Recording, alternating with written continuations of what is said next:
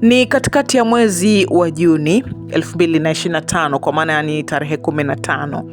Tarehe 15 Juni 2025.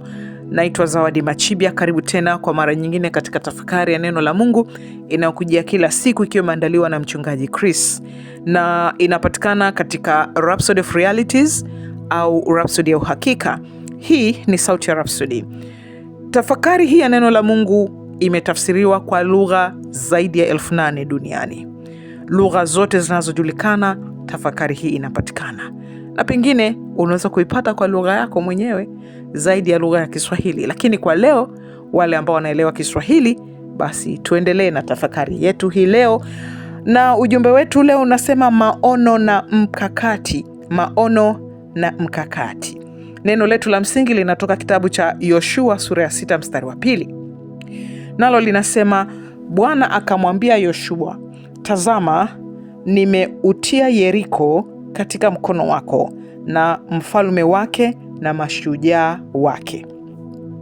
Katika ufafanuzi, mchungaji Chris anasema, katika somo letu lililopita tulisisitiza umuhimu wa kuona na kuunda siku zijazo unazotamani kupitia nguvu ya maono. Leo tunakwenda hatua moja zaidi kwa kuelewa umuhimu wa kuwa na mkakati. Wengi wa watoto wa Mungu, japokuwa wana uwezo wa kuona katika maono, wanakosa kipengele muhimu sana cha mkakati, strategy, mkakati. Katika Yoshua 6 inatoa mfano wa ajabu wa jinsi maono na mkakati vinavyofanya kazi kwa pamoja ili kuleta matokeo ya kiungu. Mungu akamwambia Yoshua, tazama, nimeutia Yeriko mkononi mwako.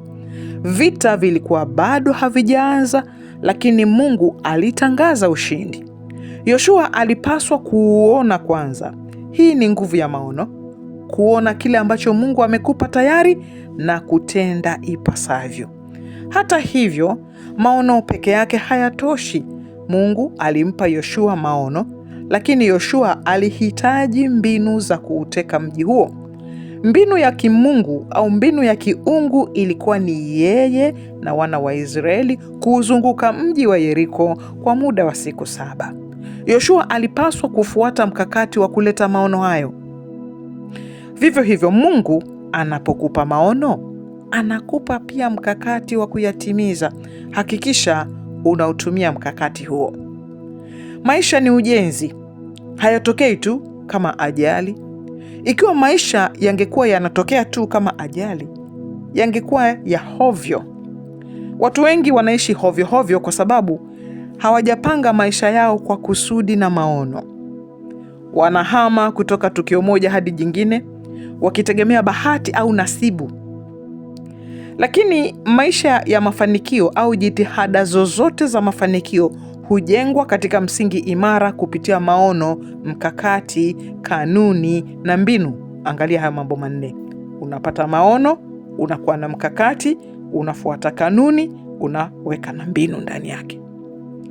Haijalishi unatumia jitihada gani, fanya kazi kutokea mahali alipokuweka Mungu na tumia zana alizokupa: maono, mkakati na imani kujenga kitu cha kupita kawaida.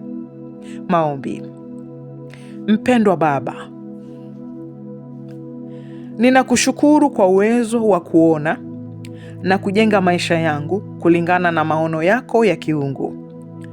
Ninatembea katika hekima, nikiongozwa na Roho wako, nikitekeleza mikakati sahihi ya kutimiza kusudi lako kwa ajili ya maisha yangu.